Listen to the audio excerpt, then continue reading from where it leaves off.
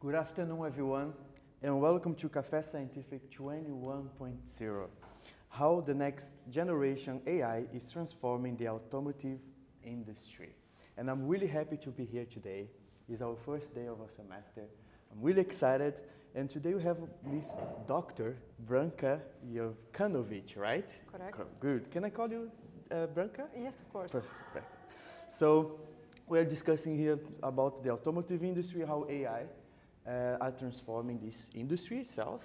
And then after our session, online attendees and our guests here in our session can also make questions. Thank you all for coming. Thank you, Branka, very much for coming. Thank you, my marketing team, my colleagues, my video team for coming today and help us to produce this very beautiful Café Scientifique. So let's start. So, Dr. Jovanovic, or Branka, could you start telling us a little bit about yourself? Like, how you came to the automotive industry and how is your journey until you sit down here with us tonight? Okay. First of all, thank you for having me here. It's my pleasure to be here, and thanks to students who came today to listen about automotive industry and the AI impact on it. My name is Branka. I was born and raised in Montenegro. I did my bachelor and master's degree at the University of Montenegro. After that, I did my PhD degree at Villanova University in Pennsylvania, United States. My focus during my PhD was on radar systems. And thankfully, around the time that I was graduating, self-driving cars became very popular. And there was a big application of radar systems in the automotive world. So I joined a company, one of the rare companies in the US that is making radar systems, automotive radar systems from scratch. It was a really great first job. I learned a lot. And from that time, I mostly stayed in the automotive industry. It's been almost 7 years. Right now, I'm working as a global automotive solutions architect, and my focus is on ADAS systems, which stand for Advanced Driver Assistance Systems. I come from a highly technical field, and I understand this audience is mostly oriented towards business. So if I start using too many technical terms, please stop me. I'm happy to describe what's the meaning, and the key here is that I learn from you, and of course you learn something about the automotive industry. Very good, very good. I'm excited because I love cars. And just a little story before we move on. I met Branca in a car. It was on a BMW, right? On Yes. Amazon Web Service. Yes, i7 series. i7 series. Tell us about. So that car is very special. It's actually a car that has two kind of autonomous driving modes, L2 and L3. I think it's definitely it's one of the first cars in Germany, maybe in Europe, that has that capability, which allows you to drive under certain conditions without using hands. Basically, it's autonomous driving mode. And then, let's jump in already for my first question. AI is there. Yes. AI is influencing how we are driving nowadays. Yes. So can you explain for us that we don't, not so technical, how is that happening? Sure. So the key is really in the data. Modern vehicles are collecting lots of data, and the companies are using that data to actually improve the driving experience. That can be from the systems in the car, just like these autonomous driving functions, and also it can actually help during the manufacturing process.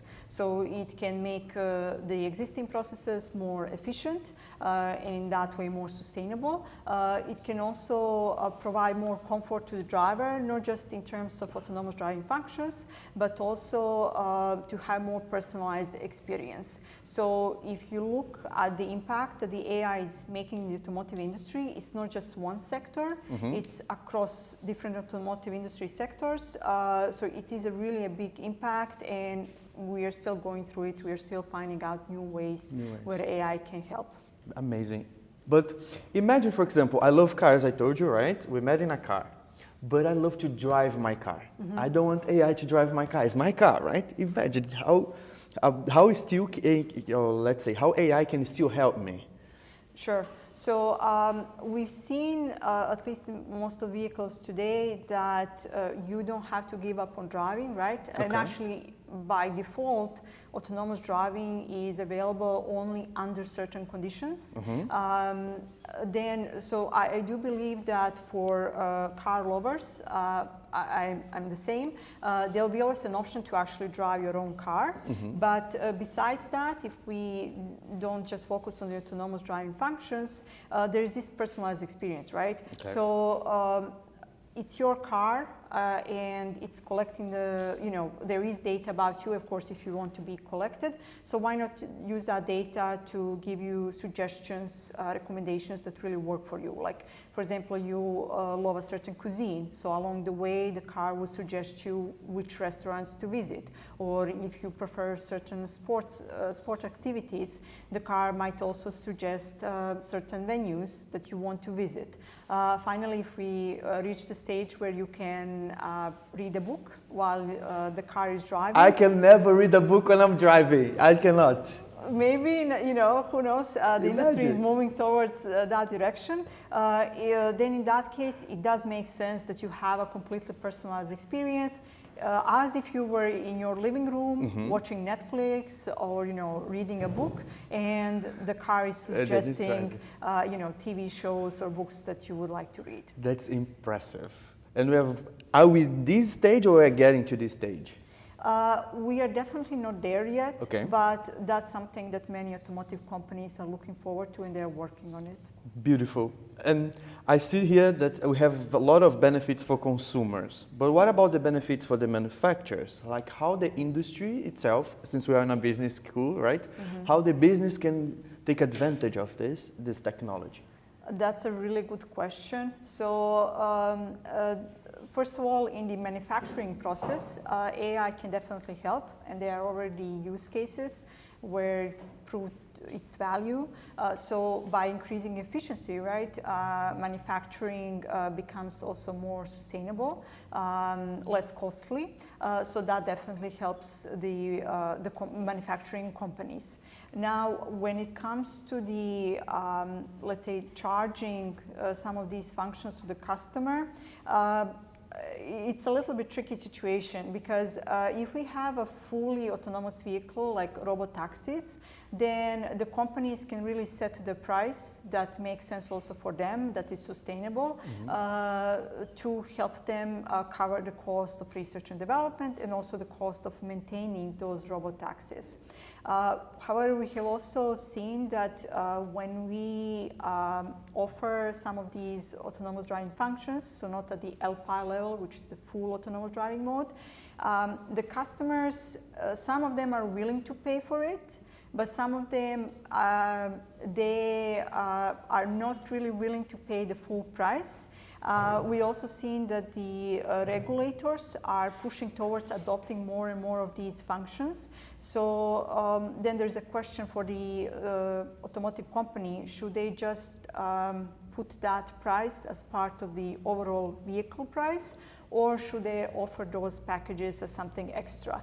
I think there is still a debate on this topic, and in the end it will really depend on the customers. If they want to pay for it, basically if they want it, or if they would prefer to have this option of choosing the package that works for them. That is, should be extra. Okay. And there is do you really think this will be the mainstream? It will become I mean, since we're talking between companies and consumers, do you think this will be the future and be the mainstream cars? People are reading their books when they're driving. I do think it will be mainstream in some form. I don't think every car will be robotaxi. Okay. That is, that none of us drive and we just read books or do something else while we are in the car. So I do think there will be a mix of robotaxis and basically cars with these advanced systems. For some of these systems, we are already there. The industry is already, I would say, confidently in L2 plus mode. Many of the automotive manufacturers are in L3 mode. So definitely the adoption is much more wider than, let's say, just a decade ago. Now, L4 and L5 are very difficult, and you only have a few companies that are working on this. That, I would say, it will take some time because it's not just even about the automotive companies, it's also about the infrastructure that should support such development. Yeah. I mean, and whenever we talk about automotive cars, the first brand that comes to our mind is Tesla, right? How, I mean, and we met on each other on BMW, which I guess is competition, isn't it? Yes. Kinda, yeah. So how do you see this market with these big brands investing a lot in this technology? Sure. So I cannot comment on specific companies. Okay, right? for sure. But I can share in general what are the trends that we are seeing. So we really see kind of two approaches. One is developing these robotaxis.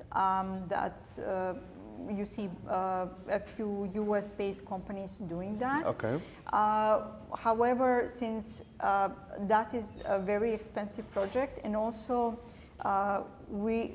actually the infrastructure is not such in many cities that it can support it, then we also have this gradual approach where we are slowly moving to higher levels of autonomy. Okay. So as I mentioned, we already have many companies offering L2 plus systems of autonomy, some of them offering L3.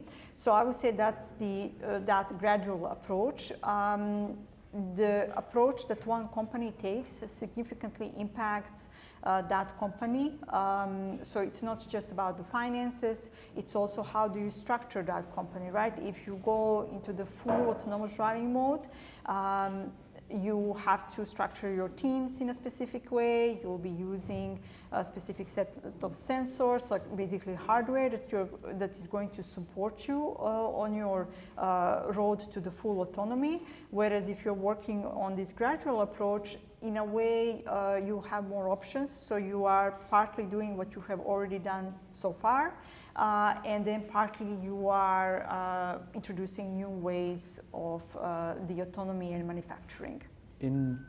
Also, I also tend to think about the limitations of it, because how do you see these critical points of, okay, is this mainstream? Yes, maybe it's the future. These big brands are investing a lot on it, and then at some point we should say, hey, this is the limit that these companies can do. Where do you see these limits? What are these limitations? So there are several limitations. You're right in saying that yes, there are some limitations that we are already seeing. First of all, it's all about the data, right, for the full autonomy, and you need to collect all that data. So then we've seen that in the US, right, only a few cities offer these fully autonomous drives. Meaning that they haven't actually yet collected the data in other cities, or they at least don't feel comfortable in deploying these cars in those cities. So that would mean that, okay, if I'm trying to reach a market in a new city, most likely I will have to collect some data to cover that city, check the infrastructure, the urban infrastructure, if it's okay for the car. Could be a huge limitation, yes, right? Of course. And do extensive testing, right? Because no company, whatever autonomous driving system they are working on, would like to have that liability. And insurance as well, right? Yes, absolutely. So there are actually a few industries, let's call them sister industries, that are directly impacted by autonomous driving. So two of them which are very technical, those are mapping and labeling, because you need typically people who are going to, or systems that are going to label all the data that you're collecting. Then you have mapping, right? Because you do want the most updated, the best maps that you can get, because your vehicles depend on it. So those are, let's say, sister technical industries. Okay. But then you have these other industries, exactly as you mentioned. So you have insurance and legal. So all of that needs to be updated. So those teams, whether those are government teams or private companies, they need to also be included to understand what are the risks of deploying these vehicles on the road. Who is the one who is liable in the end, right? If something happens, because reality is like accidents can happen even with this technology. So whose fault it is? Will that be the customer who decided to use the autonomous driving system in that moment? Will that be the car, or basically the automotive company that produced that car, or someone else? We don't know. That's really still in the works. I'm glad that I see many discussions on this topic, that it's not just one side pushing the adoption of these vehicles, because we really need to be sure before deploying this on a large scale. 100%. And just a little bit curiosity here now. How is Germany in this? Because we talk with most of these companies now. We talk about BMW very few seconds ago. How is Germany going? How is it in Germany? So I moved to Europe 10 months ago. Oh, okay. Welcome. So welcome to Berlin. No, to Munich, right? I'm based in Madrid. Madrid. Spain, Okay. So I lived in the US for more than 10 years, so I'm more familiar with those systems, the systems there and the regulations there. What I've seen in Europe so far is that, of course, Germany has a really strong automotive industry. Germany has so many brands that have world recognition and recognition for really great quality. Now, it is no secret that Europe in general, not just Germany, has strict regulations, and regulatory bodies here are very strict, and one can argue that the regulatory bodies here are more stricter than the US. So there are pros and cons to that, right? Because you do want people to be safe on the road, whether they are driving or they are pedestrians. So in that sense, I think regulations are a must, and they have to be followed. On the other hand, if you have too many regulations that are in a way slowing down the research and development. That's also bad, right, for the companies. I do see a healthy balance here so far. I do think European companies in general are taking a more cautious approach. But again, since there is a chance of hurting someone on the road, right? I do think it's better to be cautious and move slowly, because in the end, this is not a race. We are actually working on novel technology, and the goal is to make it safer for people on the road and not just output something just because it's popular or we want to have an autonomous driving car. Yeah, and to make it safer, and that's the paradox, right? To make it safer, we need to get data, and to get data, you need to basically take data from people, right? And then we create this paradox that we need both to kind of balance it out. How AI can manage all this data? Like, I can imagine is huge tons of data, right? Yes. So we've seen in the last decade that more and more data is being collected on the road. This is really sensor data. So think of it as hardware that's perceiving environment around the car.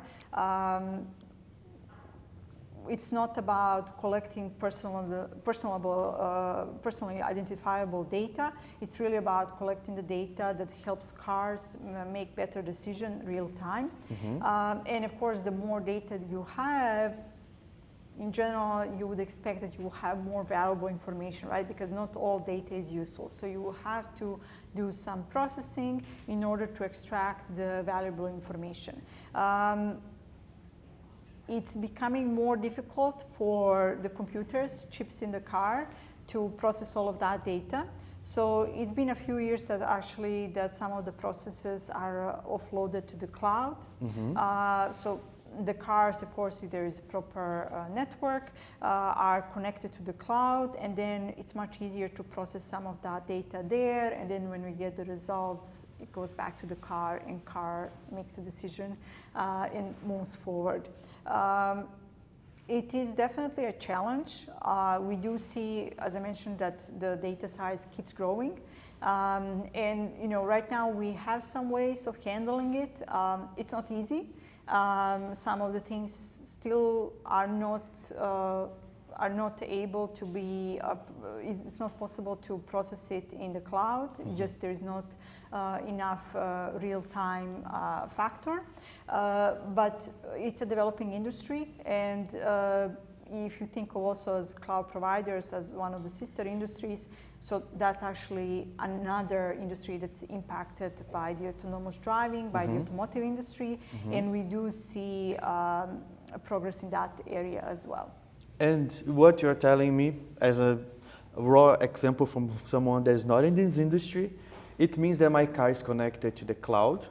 So BMW, if I have one, knows what time I turn on my car, where I drive, where I'm driving. Is this the information we are talking about? And how I drive, how fast I drive, if I follow the rules, if I don't follow the rules? Is this all collectible data? I don't know what specific information automotive companies are collecting from their drivers. I do know that all of them have to ask you first for permission if you're okay with them collecting specific data. Let's say you're okay, you allow them to collect. I usually do. I just say, okay, I'm fine, get it. So again, it's really, let's say, if they're collecting what music you're listening while you're in the car, they can use that data to... Personalization. Yes, exactly, for personalization, to suggest you not what music you're going to listen, but also suggest, let's say, certain events, right? So there is a benefit of using that data, whether it's for personalization or really enhancing the safety. Sure, and we do this for other industries as well. It's just because automotive industry is a specific topic, and it's also about our security, like as a person. That's also the challenge as well, right? Yes. What about this legal part of it? Because at the end of the day, this touches the point. Okay, if the state or European Union in this case, decides I cannot collect this data, they cannot do that. And then the whole industry cannot kind of progress or progress in different ways. So what are the bigger challenges you see nowadays for this legislation sector, let's call it that way? So as I mentioned, I'm relatively recently here in the EU. There are already rules in place when it comes to the data collection, and European Union, the regulatory bodies are very much involved in the automotive industry. I think that's also due to historical reasons. Automotive industry has been a strong industry in European Union in Europe in general for a long time. So it makes sense that they are very much involved. The data that has been collected, it has to follow certain standards, and as far as I'm aware, no automotive company, at least not the brands that we are aware of that have long history, would risk losing the trust of customers. So they all follow these strict rules. Now, some of the data also, even if it's personalized, it does go through the process of anonymization. So that's an extra layer of security to make sure that, let's say, even if the data about you as a driver is being collected, we do not know that it belongs to you, to Flavio, right? Yeah, okay. So, because in the end, actually, it does not matter, right? Like, what it matters is that we collect the data that helps you as a driver, but we do not need to know your identity. And that's just how these processes works, right? Like, nothing in this data, even since we are talking about the AI, right, and the models that we are building, actually that identifiable information is typically not relevant. So we would discard it or anonymize it in a certain way. So in the end, it's really about collecting data that's relevant for the processes, and it's not about in any way jeopardizing the privacy of the drivers. Branca, I guess you are maybe convincing me today, okay? But what about sustainability, these big words that we've mentioning since 90s, right? And you mentioned in the beginning of our presentation here, of the discussion here, can AI help also make cars more sustainable? It really depends on the process.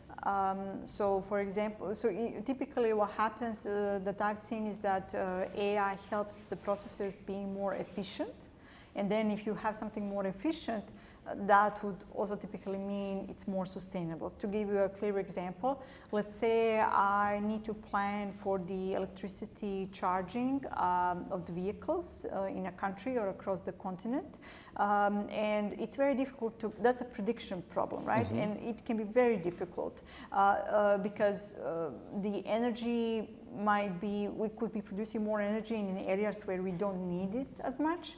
And then if we don't use it, we are wasting that energy, right? On the other hand, we could be using more energy than what we have predicted in other areas.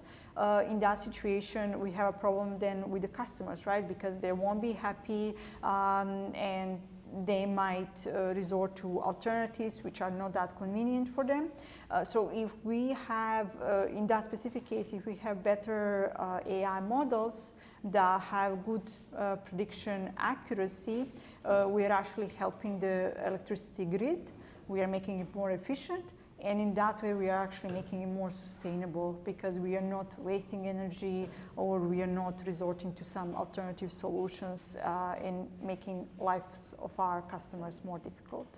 And going to the end of our discussion, the future. How do you see the future of these technologies? Is it really the future? And in 10 years, for example? Definitely, I do not dare to give a timeline. Okay. I think everyone can check, do some simple Google search and check what many CEOs have been talking about this field. Just let's say, 8 years ago, and they were making some really bold predictions that unfortunately did not turn out to be true. Many people in the industry knew that those predictions are not viable. just because it's a very difficult field. It's not just about collecting data, training the models, and letting those cars in the wild. It's really a lot of work, and just what we discussed so far, right? Like many industries are impacted by this, meaning they also need to be involved, and that just naturally delays things.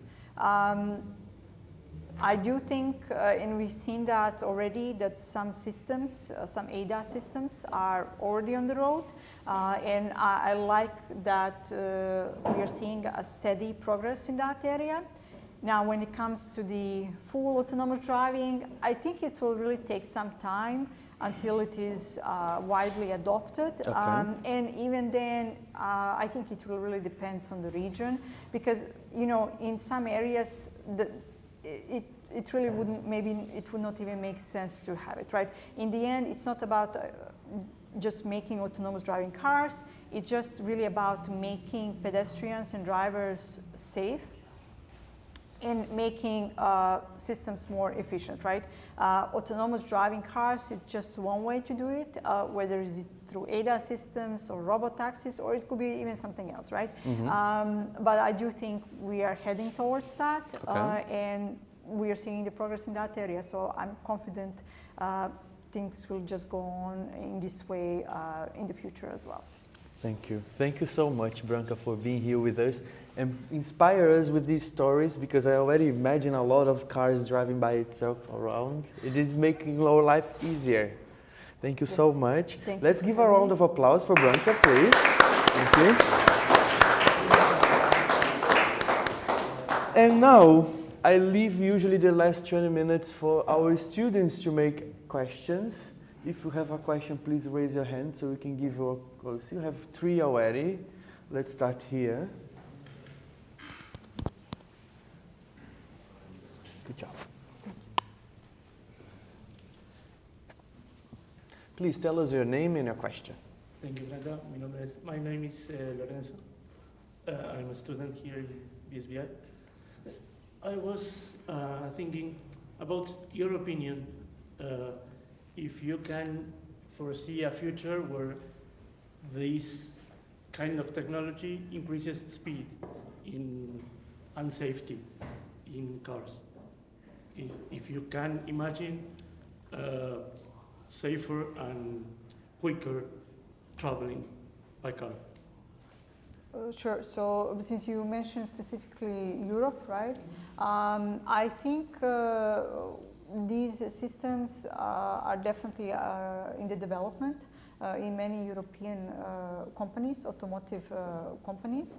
So it is highly likely that they will continue the work in this area, and that those systems will have direct impact on the safety in driving for European drivers and also for pedestrians on the road, right? We are seeing the benefits, and I do want to mention that the regulatory bodies of European Union, they've been up to date with these developments, and I noticed that quite frequently they are updating the requirements. So it's not just up to the automotive manufacturers who want to work on this. The regulatory bodies are in this way, they are motivating all the players in this industry, all the automotive manufacturers to work on this and enhance the safety. Thank you. The next one here, maybe? I can get to. Thank you so much. Your name and your question. Hi, my name is Swayam. I have a question about the regulations over here, because recently I was looking at this podcast and different news outlets as well. Many politicians across the world and political personalities, they don't want such automotive self-driving cars or self-driving trucks, because it might create a loss of jobs. Not because when I first think of a self-driving car, I think about my own car, but it's more than that. It's also different trucks for transportations, and I have a friend who works in automotive trains over here. Mm-hmm. They are discussing the possibility of stopping such research, putting some kind of regulations on it, because the loss of jobs will create a big issue. What do you have to say about that? Because this could happen when like self-driving trucks start coming. A lot of jobs might, reduce.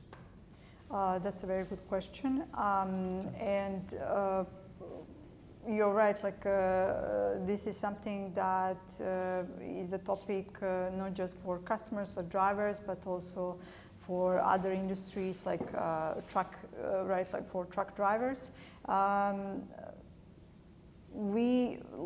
Let's say if we have these self-driving trucks today, right, and they're really in good shape in the sense that the accuracy that they are providing is very high, that we can rely on them, then of course that the truck drivers will not be in demand as before. Now, what we do see, and this is not just specifically for truck drivers or let's say taxi drivers, is that, and we've seen that through the history, that whenever this type of, let's call it revolution happens, people just, they get assigned to new jobs, right? So will it be necessary to learn new skills? I do believe that's going to be needed, but that we are going to lose so many jobs where effectively some people will not have jobs at all. I do not believe in that. We've seen that in the history, recent history, but also something that happened right like in the last century and even 2 centuries ago, is that when these new technologies come, people will have to learn new skills, and then there will be new jobs, but yes, people will need to learn and adapt to these new technologies. Thank you so much. I have just one last question. This is something personal, because I'm 20 years old right now, and I'm really excited about like self-driving cars, right? But will I see in my lifetime actually this be implemented like on a mass scale? Like, will I be able to own a self-driving car? I do think that will be possible in certain regions. I don't see it being available, let's say, on the entire planet, just because in the end, what I mentioned earlier, it's not just about making the car, autonomous driving car. It's really about doing what's best for the customers, for the drivers, for the pedestrians, right?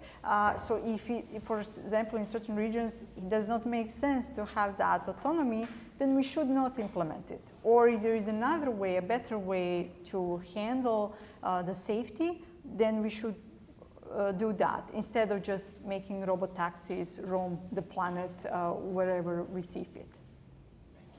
It's complex. We don't know the future. Here, who wants to make a question? Tell us your name and your question, please. And the online ones also can make questions, because I have. Thank you. Hi, my name is Nisha. So as being a customer, definitely safety would be the major concern for us.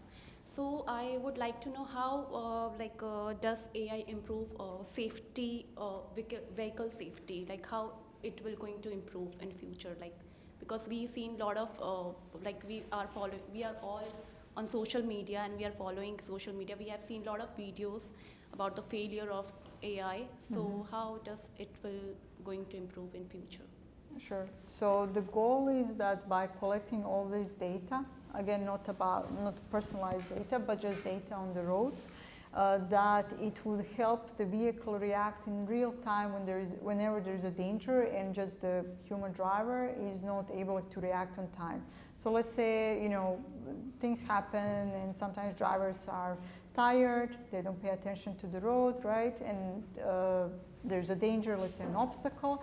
And in order to avoid collision, they should, of course, stop, right? But again, things happen, and in these situations, this is where AI-based systems will help, because if we train our models and they are reliable in those situations, that they can see, okay, collision is about to happen based on the data that I'm perceiving. They should step in, the AI system should step in and actually stop the vehicle, whether is it braking or turning or so on, because the reality is humans are not that fast, right, especially in those situations which are risky, and to add on top of that, if they are tired and in the first place they were not paying attention to the road. Thank you so much for your time. Thank you. Do we have another question here? Please, can you pass? Thank you so much.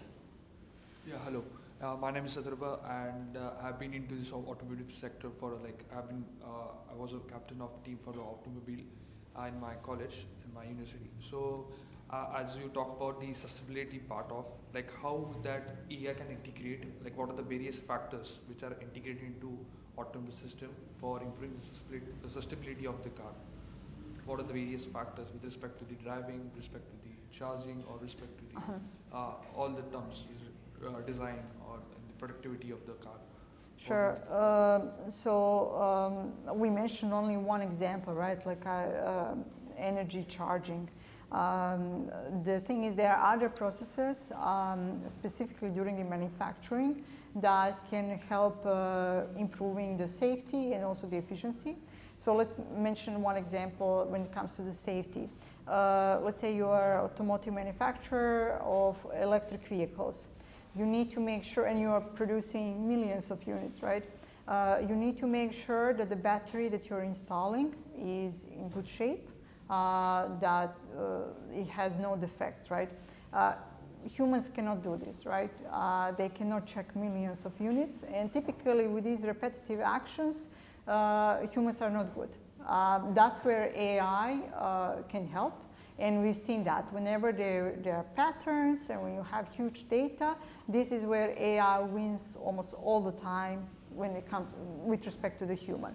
So in this specific case, you will have an AI-based system that would check the battery via certain sensors, or whether is it camera or something else, right? It's really about measuring the state of the battery and checking, okay, is it in good shape or not? Because if typically it's not just one number that's attached to the state of that battery.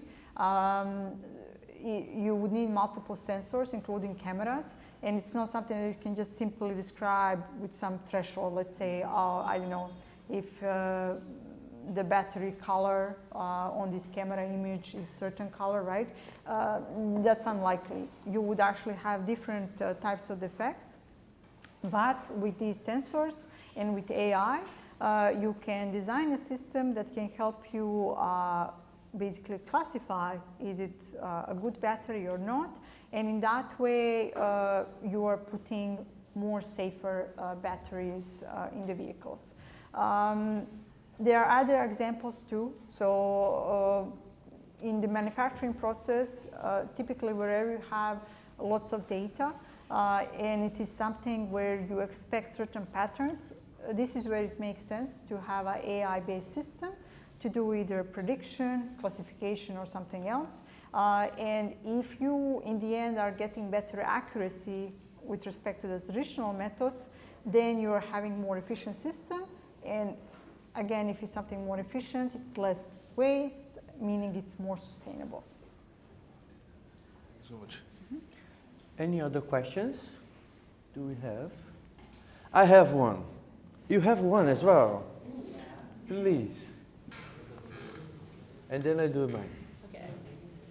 Hi, I am curious because I am American, and seeing that San Francisco, I'm from California, and San Francisco is like a self-driving city, or at least they have self-driving automobiles. I was wondering what have been the legal obstacles maybe that you've had to face with, I guess, with production, also maybe your differences between like the American legal process versus the European one, or I know German, or I know you're based in Spain, so I was just curious about that, seeing that like AI is so new and we're constantly having to update it on the legal standpoint. Thank you. Yeah. Also great question. I used to actually live in California, and that's where actually many of these companies are. What I've seen is that Europe typically has these stronger data protection policies, but in the US, California is typically, let's say, immediately following that approach. So I remember this was just a few years ago. There was a talk about the sensor data, and that came in from cameras, radars, or any other sensor. And as I mentioned, these sensors collect this data really to perceive the environment around the car. It's not about collecting the personal information about the drivers or pedestrians. That was really never the goal. But the regulatory bodies, they realized, like, yes, you could be collecting this data by accident, so you need to protect that data. And both European Union and California, they do have policies to make sure that this personalized data is, even if it's collected, it's anonymized. And these companies really follow these regulations. I'm not familiar with other US states, but I'm pretty sure that if California started this trend, they also had to follow. The good news there is that when EU and California start something, then the rest of the world will also typically follow. So we've seen that all these companies, even though they are collecting lots of data, that the regulatory bodies are involved. They are up to date with everything what's going on, and are making sure that the consumer data, whether again they are drivers or pedestrians, that they are protected. Okay, thank you so much. Thank you for your question. Branca, I'm actually making these questions for my students, okay? Imagine I'm from marketing, but I want to change completely my career to automotive AI industry. What should I do? How should I start? We've seen examples where more and more people are coming from other industries into the automotive. One thing that I would tell you is that you will have to become more technical. That's just inevitable. Whether is it with the traditional automotive systems or with these new AI systems, especially generative AI, you will have to learn some technical processes. And it's actually better for you if you do it, because this industry, you have so many teams working in it, and the more you know, it's actually better for you. You'll be able to better communicate with those teams. How would I start? Take some online classes. Have in mind that certain topics are still in the development. Definitely that is generative AI. So I'm working in that area, but I'm also learning even today, because that is really an area in active development. Things are still, there's no standard there. So you really have to check news every day, read articles, read technical papers to actually see what's going on. So it's not just about, people who are non-technical, even people who are technical, they are constantly learning in this field. That's maybe also the beauty of this, right? Like you're in an area that is constantly in development. It's super fast, right? Yes, very it's fast. Super fast. Like, with some Gen AI, again, I'm sure you've seen that in the news. Kind of every few months we have a big introduction of some new process. So we have to stay up to date. Besides some classes, or online programs, I think there are few very good online programs when it comes to this area. Try to connect to people who are in this industry already, to even just understand what's going on, right? What are the pain points? Many of the challenges that we are facing could not be solved with the methods that we have seen so far. So it's actually good to have some fresh blood, new point of view. And the thing, it doesn't have to be from a technical person, but we do appreciate new perspectives, because we have so many challenges, so it makes sense that we are looking for new ways to solve the problems. And I would say that those are really the kind of the key things. Don't get discouraged when you start. I'm telling you, for specific topics, they're developing so fast that even people who are technical, they're having a hard time to keep up. Okay, thank you so much, Branca. Let's give another round of applause for Branca.